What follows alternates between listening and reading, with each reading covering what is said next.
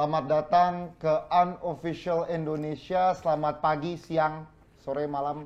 Ini YouTube, kalian bisa nonton kapanpun. Selamat datang ke sini bersama saya, host kalian, Jovialda Lopez. Dan tema kita hari ini, seperti biasa, bukan bidang ekspertis saya. Saya selalu dijebak. Kita akan membicarakan hari ini tentang angka kematian ibu dan anak di Papua. Dan berserta saya hari ini, saya berterima kasih kalau saya ngomong tentang topik ini sendirian, pasti kalian tidak akan mendapatkan ilmu apa-apa. Jadi berserta saya hari ini ada ketua terpilih ID, Dr. Adib. Bagi Mas Jov. Terima kasih sudah hadir hari ini. Ini juga sama, gestar sama dengan episode sebelum ini ya. Oke, ada Dr. Adib. Kita juga ada dari Jayapura. Ya, halo Dr. Ria. Halo. Iya, selamat siang. Di sini sudah siang. Selamat siang. Selamat siang. Dan juga ada yang di Amerika. Selamat malam, Citra. Halo, selamat malam, selamat pagi di Indonesia. Ya, wajah ini mungkin tidak asing karena kalian telah melihat diskusi kami di episode yang sebelum ini. Jadi kita langsung aja ngomong nih, karena kita udah kenalan. Kita langsung aja ngomong untuk pembahasan kita kali ini. Kematian ibu dan anak. Nih saya ada informasi nih. Saya ada informasi dari tentang SDGs. Sustainable Development Goals. Oke. Saya bacakan dulu. Pada tahun 2030, dunia mendorong target penurunan angka kematian ibu harus di bawah 7 per 100.000 kelahiran hidup. Sedangkan angka kematian bayi dan balita proporsinya ditargetkan turun hingga 12 per 1000 kelahiran hidup. Apakah target angka-angka ini bisa dicapai oleh Indonesia? Itulah diskusi kita hari ini. Silakan Dok, tanggapan Dok pertama nih tentang angka kematian ibu dan anak kita. Ya, kalau kita bicara angka kematian ibu dan anak memang menjadi satu bagian dari SDGs tadi ya. Karena kalau kita bicara SDGs ada beberapa indikator yang lain. Nanti kita bicara tentang kesehatan secara umum dan kesejahteraan, kita bicara pengentasan kemiskinan. Oh, ini salah satu indikator aja. Salah satu indikator untuk salah satunya adalah kematian ibu dan anak. Karena ini menjadi satu hal yang di seluruh dunia menjadi penting. Dan kalau kemudian kita bicara tentang data yang ada, memang pencapaian kita ke arah untuk yang sesuai dengan target SDGs itu memang masih belum, tapi ini menjadi berproses ke arah sana itu. Karena 2030 juga kan? Betul, 2030. Memang kita masih punya waktu lah. Sebelumnya MDGs, sekarang jadi SDGs kan, Sustainable Development Goals-nya. Oh ya, dulu Millennium Development Goals, tahun 2000-an kan? Betul. Ya. Nah, ini yang kita harapkan nanti kita sama-sama berupaya. Ya kalau kita bicara sekarang spesifik untuk kondisi yang di Papua, ya kita tahu bahwa permasalahan kondisi geografis, permasalahan kemudian masyarakat ya, artinya level pendidikan di masyarakat, terus kemudian perilaku dan kemudian termasuk akses mendapatkan pelayanan menjadi satu kondisi yang memang itu menjadi faktor utama pendukung terkait dengan masalah kematian ibu dan anak yang masih tinggi di Papua. Jadi kalau kita bicara sekarang... Angkanya berapa nih ya? Angkanya berapa ya sekarang? Nanti mungkin Dr. Ria bisa mengkoreksi. Kalau data yang pernah saya baca itu tahun 2013 ya. Angka kematian ibu melahirkan di Papua itu masih di atas 500 sekian. Per 100.000 penduduk. Kemudian sudah turun sebenarnya di tahun 2017 dengan 380-an. Dan di tahun 2019 kalau tidak salah datanya sudah di angka 305 per 100.000 penduduk. Tapi kalau itu kemudian dikomparasikan dengan wilayah yang lain, ini paling tinggi masih. Jadi belum, tapi secara umum wilayah yang lain pun juga belum belum sampai ke arah target yang seharusnya dari SDGs. Ini untuk masalah ibu meninggal ya karena melahirkan ya. Terus kemudian nanti kita bicara juga masalah kesehatan anak.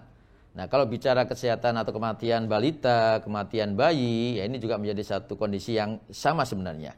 Tapi sekali lagi, kondisi yang juga terjadi yang ada kalau kita bicara profil kesehatan di Papua. Kalau pernah ada di rilis tentang profil kesehatan Papua, problemnya ya kalau kita bicara anak, Di situ akan bicara juga tentang masalah cakupan imunisasi yang masih kurang. Kemudian stunting, gizi buruk yang juga, artinya itu juga mendukung untuk kemudian angka kematian yang masih tinggi di Papua untuk kematian balita dan ya bayi balita ya itu masih cukup tinggi di Papua. Nah, inilah yang saya kira ini sebagai gambaran umum, mungkin nanti Dr. Ria bisa memberikan satu kondisi spesifik yang ada di lapangan yang saya kira memang kita harus memberikan satu perhatian khusus kepada Papua untuk permasalahan kesehatan. Oke, baik Dokter Ria, bagaimana nih kondisi di lapangan nih mengenai masalah ini? Ya, baik, terima kasih. Ya, ini memang suatu masalah juga di Papua, yaitu masih tingginya angka kematian ibu dan anak. Per definisi, angka kematian ibu yang dimaksud di sini adalah angka kematian selama ibu ini hamil, baik itu dalam masa kehamilan, kemudian persalinan, dan 42 hari setelah persalinan. Jadi angka kematian yang tidak termasuk di sini ya karena kecelakaan atau lain-lain. Tapi di sini adalah yang dimaksud dengan angka kematian ibu adalah di masa ibu itu hamil, kemudian masa persalinan dan 42 hari setelah persalinan. Demikian pula juga untuk bayi atau anak di sini adalah kematian yang diakibatkan dalam proses kehamilan sampai persalinan selama 28 hari atau neonatus seperti itu. Namun ini semua akan mengikuti angka-angka lain perkembangan bayi itu akan ditentukan. Bahkan sekarang ada program 1000 hari periode emas, yaitu 1000 hari pertama kehidupan. Nah itu semua sangat tergantung. Ya, 1000 hari kehidupan. Nah tadi sudah disampaikan angka-angkanya memang Papua sampai saat ini masih cukup tinggi dan itu jauh dari target Sustainable Millennium Development Goals yang ini menjadi PR semua bagi negara-negara berkembang. Bahkan angka ini secara nasional meningkat di 10 tahun terakhir. Justru ini ada keterkaitan dengan KB ya, keluarga berencana yang dulu menjadi suatu program yang baik ya, yaitu adanya 2 anak cukup, tapi sekarang itu kan sepertinya sudah bukan menjadi program yang utama lagi, jadi diberikan kebebasan untuk memilih atau melakukan program KB. Nah, ini yang menjadi mungkin salah satu penyebab meningkatnya angka kematian ibu. Nah, kalau di Papua sendiri masalahnya masih sama, yaitu masalah geografis itu memang menjadi kendala utama dalam pelayanan kesehatan, baik itu pelayanan yang saat ini adalah ibu dan anak. Nah, kenapa ini menjadi perhatian secara nasional? Karena kesehatan ibu dan anak itu adalah sebagai barometer dari suatu kesejahteraan negara atau suatu daerah. Kalau misalnya angka kematian anak dan ibu dan anak itu cukup tinggi, artinya daerah tersebut belum mencapai angka sejahtera seperti itu. Nah, di Papua sendiri karena tingginya angka kematian ibu dan anak, maka belum dinyatakan sebagai daerah yang sejahtera. Nah, itu karena tadi salah satunya adalah geografis, kemudian keterbatasan sumber daya manusia, terutama dalam pelayanan kesehatan, kemudian penunjang lain seperti fasilitas kesehatan yang belum terpenuhi, seperti itu. Kemudian kemampuan dari SDM tersebut untuk dapat artinya menaklukkan masalah di lapangan sendiri pun mungkin sulit karena kurang dukungan dari pemerintah ya tadi. Apalagi di pedalaman-pedalaman, kita tahu Provinsi Papua itu ada 28 kabupaten dan belum semuanya bisa diakses dengan baik. Jadi sehingga tenaga kesehatan itu belum bisa mencapai, mengakses di tempat-tempat pelayanan seperti itu. Baik, ya. Dari jawaban Dokter nih sepertinya emang masalah ini tadi kita pakai bahasa masalah kronis, masalah fasilitas kesehatan di Papua, infrastruktur kesehatan dan lain-lain. Tapi jadi ya kalau itu belum beres, masalah itu akan merembet kemana-mana nih. Betul. Nah tapi kita anggap aja sebuah utopia di mana masalah ini beres. Masalahnya berarti kalau dari sisi kesehatan, fasilitas kesehatan beres, berarti masalah di masyarakat nih. Ya. Nah yang saya dengar di masyarakat ini itu ada 4 faktor, 4 terlalu katanya. Terlalu muda, terlalu sering, terlalu banyak, terlalu tua. Itu mungkin bisa dielaborasikan di sini nih. Apa nih yang di masyarakat terlalu muda? Apakah dia hamilnya terlalu muda? Atau dia terlalu sering punya anak? Atau bagaimana nih dok? Ya sebenarnya kalau spesifik di Papua, kalau kita bicara di data informasi kesehatan untuk Papua, 38% itu terhitung masih anak. Banyak dari jumlah populasi penduduk, 38%-nya anak. Yang hamil? Bukan, anak. Anak artinya kalau kita konsentrasikan tentang masalah kesehatan anak ini menjadi penting. Karena 38% jumlah populasi penduduk di Papua itu masuk kategori anak. Gitu. Anak itu berarti di bawah umur? 17. Okay. 11. Nah ini yang tapi kalau ini pakai data ini ya, kalau pakai data WHO lebih ini lagi karena kalau muda itu sampai umur 60 soalnya. Itu kalau pakai data WHO. Tapi kalau kita pakai data yang ini kita hitung anak di bawah 17 tahun itu loh. Dan ini menjadi satu kondisi yang sangat penting sebenarnya pada saat kita bicara kematian ibu dan anak. Salah satu aspeknya adalah kematian anak dan itu tadi yang seperti disampaikan Dr. Ria. Bicara tentang kesehatan ibu dan anak itu bicara parameter kesejahteraan dalam satu negara dan dalam satu wilayah. Maka ini memang di dalam mengatasi problematikanya ini kalau kita bicara ada namanya teori di dalam kesehatan, itu adalah dynamic system. Artinya nggak bisa hanya kemudian dengan satu sisi saja. Kita harus melihat dari multilateral untuk melihat aspek untuk mengintervensi dalam kebijakan kesehatannya. Satu dengan yang lain itu saling terkait. Contoh umpamanya, kalau sekarang kita bicara kesehatan, bicara stunting, bicara gizi. Nanti kita akan bicara bagaimana tentang problem air dan sanitasi yang ada. Nah ini jadi satu kondisi yang juga harus menjadi perhatian. Sehingga sekali lagi kesehatan bukan domain dari Kementerian Kesehatan saja. Bukan domain dari Dinas Kesehatan. Tapi menjadi satu domain negara, gitu.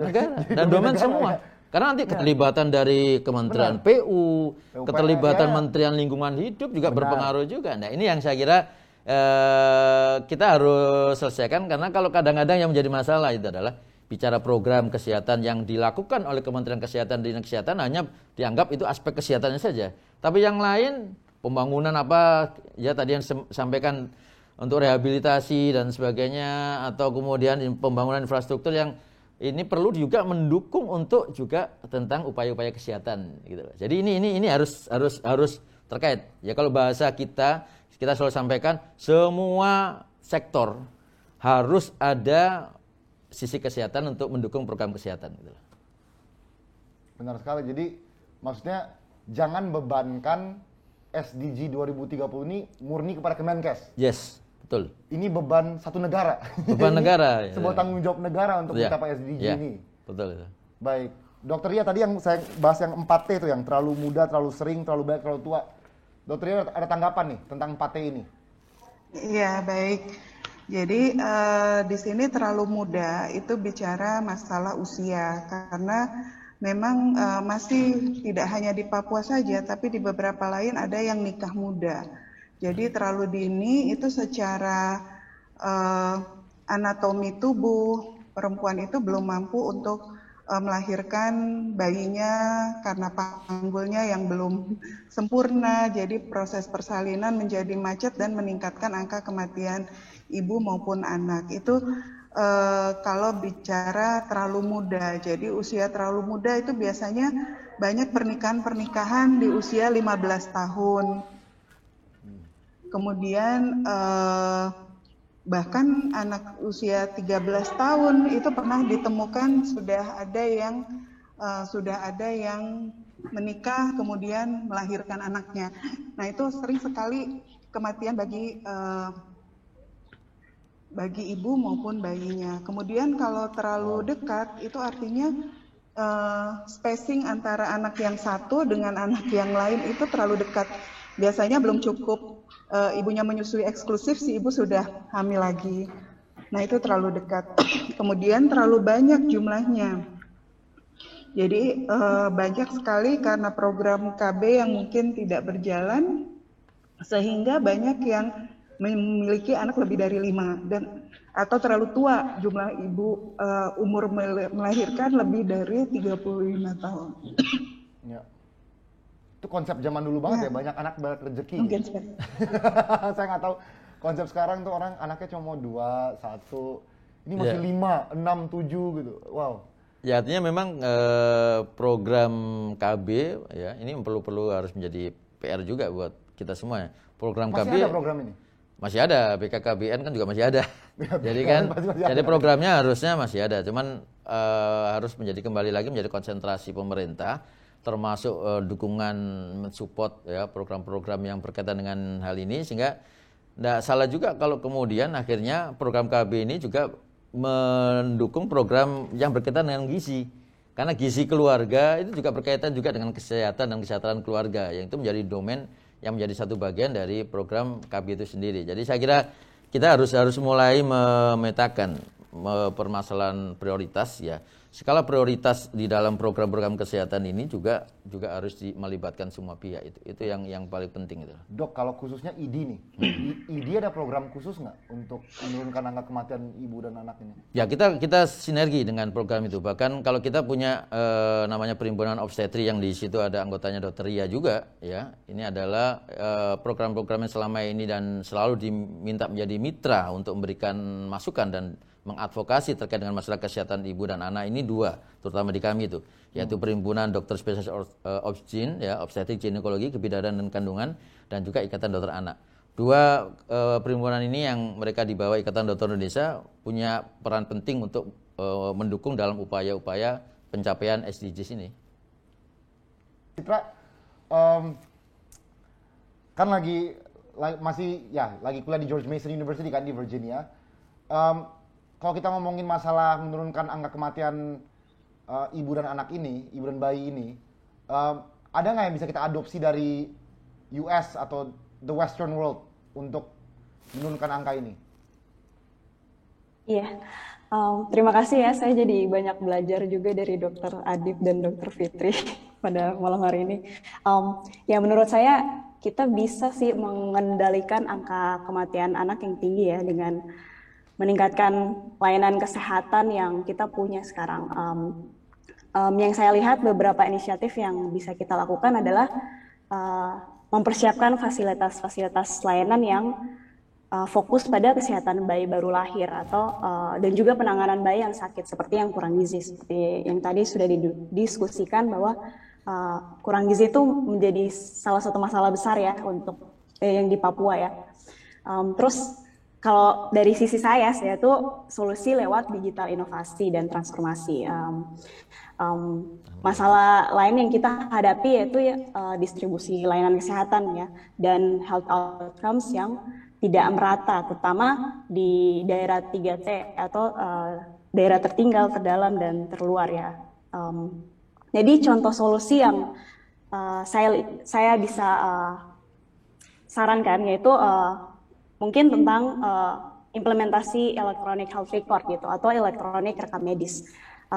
Saya lihat sejauh ini mungkin di Papua sudah mulai ya implementasinya. Tapi mungkin Ibu Dr. Fitri bisa tambahkan lagi tentang bagaimana electronic health record di Papua bagaimana.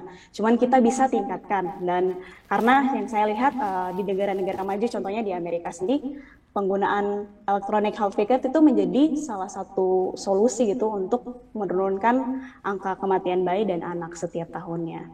Dan juga bisa menjadi solusi buat penanganan layanan yang lebih efisien dan terjangkau buat masyarakat gitu.